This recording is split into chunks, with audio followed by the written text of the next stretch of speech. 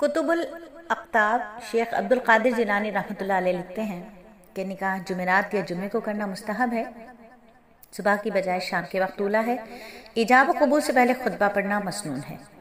خطبہ ہر نکاح میں پڑھا جاتا ہے، اور اب تو ایسا ہو گیا ہے کہ باقاعدہ مائک بھی لگتے ہیں ہال میں، اور سم ٹائم ایسا ہوتا ہے کہ اللہ رب العزت شاید پسند نہیں فرماتے کہ اتنی خراب محفل میں ان کا کلام پڑھا جائے، تو اس لیے لوگ اب گھر پہ ہی نکاح کا خطبہ کر لیتے ہیں اور ہال میں خوب بیہودہ پن ہوتا رہتا ہے۔ بہت سارے نکاح میں میجورٹی میں ایسا ہوتا ہے، عموماً ایسا ہوتا ہے، کہیں کہیں ایسا نہیں بھی ہوتا۔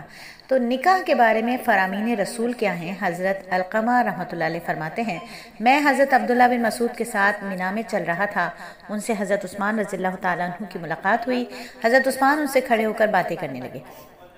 دوران گفتگو حضرت عثمان رضی اللہ تعالیٰ عنہ نے کہا، اے عبد الرحمن، کیا ہم آپ کی شادی کسی نوجوان لڑکی سے نہ کر دیں؟ شاید وہ تمہیں تمہاری عمر رفتہ کی یاد دلا دے۔ حضرت عبداللہ بن مسعود نے فرمایا، اگر تم یہ کہتے ہو تو ٹھیک ہے۔ رسول اللہ صلی اللہ علیہ وآلہ وسلم نے ہم سے فرمایا، اے نوجوانوں کی جماعت، تم میں سے جو نکاح کی قدرت رکھتا ہے اسے چاہیے کہ نکاح کر لے، کیونکہ نکاح نگاہوں کو نیچا کرنے والا اور شرمگاہ کی حفاظت کرنے والا ہے، اور جسے قدرت نکاح نہ ہو تو اسے چاہیے کہ روزہ رکھے، کیونکہ وہ اس کے لیے بمنزلہ خسی کرنے کا، یعنی روزہ قوت شہوانیوں کو توڑ دیتا ہے، جس کی بنا پر اس کے لیے شرمگاہ کی حفاظت آسان ہو جاتی ہے۔ مسلم کی روایت ہے۔ حضرت انس رضی اللہ تعالیٰ عنہ سے روایت ہے، صحابہ کی ایک جماعت نے نبی پاک صلی اللہ علیہ وآلہ وسلم کی ازواج سے آپ صلی اللہ علیہ وآلہ وسلم کی خفیہ عبادت کے بارے میں پوچھا، اور اس کے بعد ان میں سے بعض نے یہ کہا، میں تو کبھی عورتوں سے نکاح وغیرہ نہیں کروں گا تاکہ زیادہ سے زیادہ عبادت کروں۔ بعض نے کہا، آئندہ میں گوشت نہیں کھاؤں گا۔ بعض نے کہا، میں کبھی بستر پر نہیں سوں گا۔ آپ صلی اللہ علیہ وآلہ وسلم نے یہ سن کر اللہ کی حمد و ثنا بیان کی اور فرمایا، ان لوگوں کا کیا حال ہے جو ایسی ایسی باتیں کر رہے ہیں؟ جہاں تک میرا تعلق ہے تو میں نماز بھی پڑھتا ہوں، سوتا بھی ہوں، روزہ بھی رکھتا ہوں، افطار بھی کرتا ہوں، عورتوں سے نکاح بھی کرتا ہوں، اور جس نے میرے طریقے سے اعراض کیا وہ میری امت سے نہیں یا میرے طریقے پر نہیں۔ مسلم کی روایت ہے۔ ام المومنین عائشہ رضی اللہ تعالیٰ عنہ فرماتی ہیں، رسول اللہ صلی اللہ علیہ وآلہ وسلم نے مجھ سے نکاح فرمایا تو میں اس وقت 6 برس کی تھی، اور جب رخصتی ہوئی اور زفاف فرمایا تو میں 9 برس کی تھی۔ حضرت عائشہ رضی اللہ تعالیٰ عنہ سے روایت ہے، رسول اللہ صلی اللہ علیہ وآلہ وسلم نے فرمایا، سب سے زیادہ برکت والا نکاح وہ ہے جس کا بوجھ ہلکا ہو۔ آج ہمارے یہاں نکاح کا بوجھ کتنا زیادہ ہے کہ آپ کسی لڑکے کی ماں سے کہہ دیں تو وہ کہے گی، ابھی کہاں، ابھی ہمارے پاس اتنے ہیں کہاں کہ ہم اس کی بری بنا سکیں، ابھی ہمارے پاس ہیں کہاں کہ ہم شان و شوکت کے ساتھ ولیمہ کر سکیں۔ اور آپ کسی لڑکی والے سے کہہ دیں کہ فلاں لڑکے سے نکاح کر دو تو وہ کہتے ہیں، ارے ایسے کنگلے سے کیسے نکاح کر دیں، وہ تو ہماری بچی کو کچھ نہیں دے پائیں گے۔ اور اللہ کے رسول کیا فرما رہے ہیں کہ سب سے زیادہ برکت والا نکاح جس کا بوجھ ہلکا ہو، کم سے کم پیسے خرچ ہو، سادگی کے ساتھ نکاح ہو۔ رسول اللہ صلی اللہ علیہ وآلہ وسلم نے فرمایا، مومن مومن کا بھائی ہے، لہٰذا کسی مومن کے لیے حلال نہیں کہ اپنے بھائی کی بیوہ خرید و فروخت کرے، اور نہ ہی یہ جائز ہے کہ اپنے بھائی کے نکاح کے پیغام پر پیغام دے یہاں تک کہ پہلا والا پیغام ختم کر دے۔ یعنی اگر ایک جگہ رشتہ ڈلا ہوا ہے کسی کا اور ہمیں پتہ چل گیا تو اب ہمیں اس لڑکی کے لیے رشتہ نہیں ڈالنا ہے جب تک کہ وہاں سے کوئی فائنل جواب نہ ہو جائے۔ حضرت ابو ہریرہ رضی اللہ تعالیٰ عنہ سے روایت ہے، رسول اللہ نے فرمایا، شوہر دیدہ عورت یعنی متعلقہ یا بیوہ کا اس وقت تک نکاح نہ کیا جائے جب تک کہ اس سے دریافت نہ کر لیا جائے، اور باکرہ یعنی کنواری لڑکی کا نکاح بھی اس کی اجازت کے بغیر نہ کیا جائے۔ صحابہ نے عرض کیا، اس کی اجازت کا طریقہ کیا ہوگا؟ آپ صلی اللہ علیہ وآلہ وسلم نے فرمایا، دریافت کرنے پر اس کا خاموش ہو جانا اس کی اجازت سمجھا جائے۔ رسول اللہ صلی اللہ علیہ وآلہ وسلم نے اس بات سے منع فرمایا کہ کسی عورت کو اس کی خالہ اور پھوپھی کے ساتھ ایک نکاح میں جمع کیا جائے۔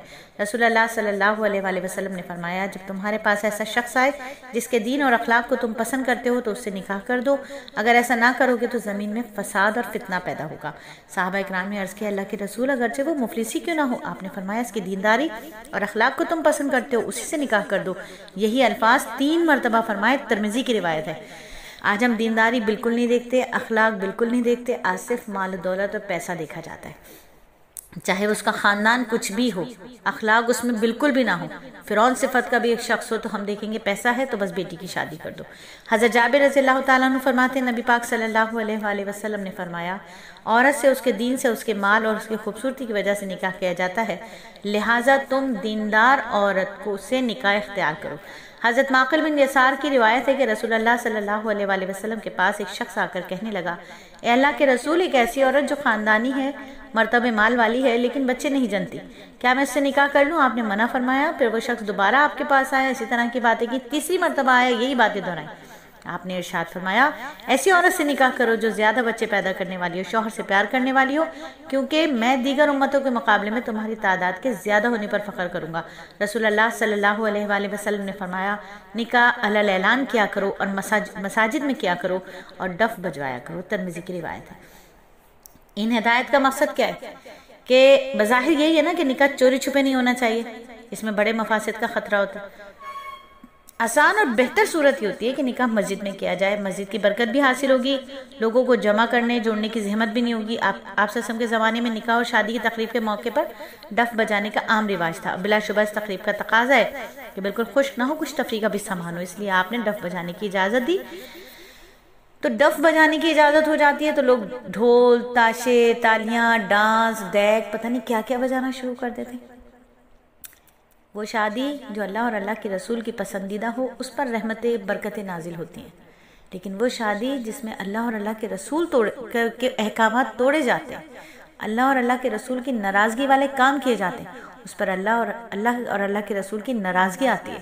اسی لیے آج ہم دیکھتے ہیں کہ ہمارے ہاں شادیوں کے بعد جو معاملات چل رہے ہیں، بڑھتی ہوئی طلاق کا ریشیو، نکاح بریک بچیوں کا ریشیو، منگنی ٹوٹنے والا تو اب حساب ہی نہیں رہا۔ اب تو آپ رشتے والی سے کہیں تو کہے کہ نکاح بریک کا رشتہ دکھا دوں آپ کو، اس کے پاس لاکھوں لڑکیاں ہیں جن کے نکاح ٹوٹے ہوئے، رخصت ہوئی نہیں ہے۔ وجوہات کیا ہے؟ لمبے عرصے تک نکاح کو رکھتے ہیں اور پھر لڑکے لڑکیاں آپس میں ایک دوسرے سے باتیں کرتے ہیں، وہ باتیں بھی جو نہیں کرنے کی ہیں وہ بھی کر جاتے ہیں، اور جو کرنے کی ہیں وہ بھی کر جاتے ہیں، معاملات خراب ہوتے ہیں اور گھر بیٹھے بیٹھے لڑکیاں طلاق لی بیٹھتی ہیں۔